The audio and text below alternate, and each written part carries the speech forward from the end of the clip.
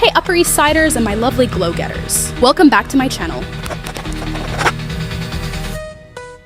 Today is the third day. On the first day, we heard the opening statements and the first witnesses. On the second day, we listened to the testimony of Cassie, Puff Diddy's ex-girlfriend of 10 years, who initiated this entire legal process. Her statement was taken by the prosecution. Cassie's testimony continues today, and she shared very disturbing information. Today, the jury was shown some photos, as well as text messages exchanged between Diddy and Cassie. Once the prosecution finishes questioning Cassie, the cross-examination will begin, but as I mentioned, today the prosecution continues. As you know, Cassie is the star witness in this case, and today, again, we're learning many new details from her testimony. Let me briefly remind you, after breaking up with Diddy, Cassie married her personal trainer, Alex Fine. They had 2 children. Now Cassie is pregnant with their 3rd child. She is attending this trial, 8.5 months pregnant. So I can say this process has been extremely emotional for her. Cassie reportedly cried a lot during today's testimony. She said she couldn't believe she endured all those events from the past. I don't know how I did it, she said. I really loved him, and I spent all that time just waiting for an apology, she added. Prosecutor Emily Jantz focused on the infamous video we've all seen, asking several questions about that horrifying day. New, previously unseen photos from that day were shown to the jury. Later, the press was able to access and share these photos as well. Cassie was asked to give a detailed account of the day Diddy chased her down the hotel hallway and assaulted her physically. Cassie said it was another one of Diddy's freak-offs, which he organized regularly, often lasting for days. There were male sex workers at the hotel that day. She described the events in graphic detail, which I'll try to recount with as much sensitivity as possible. Before her testimony, Cassie wore a turtleneck dress and a blazer just like on Tuesday. She removed the blazer when her testimony began. You may remember that Diddy's daughters attended court the first 2 days. They did not attend today's session. Only Diddy's mother and sons were present. On the first day, his daughters had walked out due to the graphic nature of the content. Today, they didn't show up at all, which is understandable. Cassie's husband, Alex Fine, was in court again today and remained for the entire testimony, despite suggestions he might step out. Cassie recounted truly horrifying experiences. She spoke of all kinds of violence. It must have been deeply painful for her to relive all of this. I'll pause here to issue a trigger warning, as the testimony includes explicit details of abuse, assault, and trauma. Today, for the first time, the jury saw photos related to the physical abuse she described. The prosecution began by asking whether Ventura tried to resist during the assaults. Ventura said that in the beginning, she did resist, and sometimes that caused Combs to stop or slow down, but often resisting would make Combs even more violent, she explained. Sometimes he would be shocked she resisted and become even more furious. This type of response is unfortunately common in abusive relationships. Cassie said that's exactly what she experienced. The testimony returned to the well-known video of Combs assaulting her in a hotel hallway. Court sketch artists captured that moment. Both Cassie and Diddy watched the scene play out on screen in court. She said the phone in Combs' hand during the assault was actually her phone. He was yelling at her and threw something at her. Later, Cassie was asked to read the text messages Combs sent her after the incident. He told her to call him, saying he felt cornered. Cassie replied with, "It shall be okay," trying to calm things down. Journalists present in court noted that Cassie frequently touched her stomach while recounting the incident, perhaps to comfort herself and her baby. Cassie said she didn't know whether police ever came to the hotel. The prosecution then showed never-before-seen photos from the incident, images of the hotel room, and hallway damage. Security guard Israel Flores testified on the first day that the hallway was completely wrecked, and the photos confirmed this. Cassie said she took a selfie afterward, showing a swollen lip, and that she wore sunglasses to cover a black eye. According to her, Combs kept texting her afterward. He claimed the police were at the hotel and urged her to call him. She responded saying she had a gala to attend, but now had a black eye. She texted, "Even thinking that what you did is acceptable is sick. Please stay as far away from me as possible." He kept texting. One message said if she didn't pick up the phone, he would never speak to her again and would stop answering her calls. Finally, he wrote, "I'm getting arrested," because she wasn't replying. Cassie didn't know whether he was actually arrested. She replied, "I'm plugging in my phone and going to bed. You should do the same." After leaving the hotel, she went home, where a friend was waiting and was devastated upon seeing her.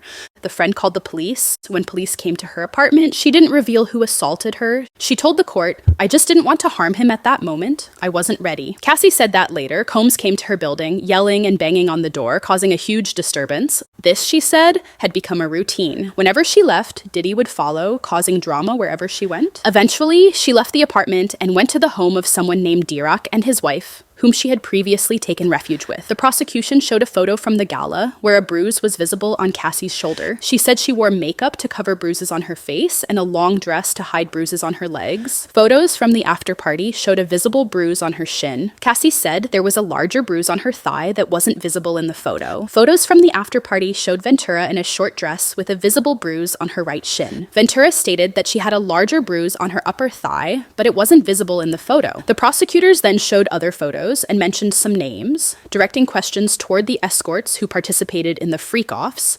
Emily Johnson specifically asked Cassie, "Why were you the main person communicating with the escorts? Why were you the one reaching out?" Ventura responded that, considering who Combs was, she didn't want to expose him to any risk. She added, "It was expected of me." At some point, Cassie became a shield for Combs, taking on the risk herself so he wouldn't be exposed. She said she arranged contact with these escorts and paid them with Combs money, engaging in sexual acts or interactions during the freak-offs. Cassie also spoke again about drug use, explaining that she used substances heavily because she wanted to mentally escape as far as possible during the freak-offs. Emily Johnson then asked her about her 29th birthday. A dinner had been arranged for her. Initially, Combs said he wouldn't be able to attend, but he showed up later. Cassie said she had told Combs she wanted to go to a karaoke bar to celebrate. After dinner, they set off, but on the way, Combs told her he wanted to have another freak-off. Cassie told him that wasn't what she wanted, that she just wanted to celebrate her birthday, hang out with friends, and sing karaoke. But eventually, despite initially going to the club, Combs repeatedly pulled her away from her friends until they left. In the end, she gave in and participated in the freak-off Combs wanted.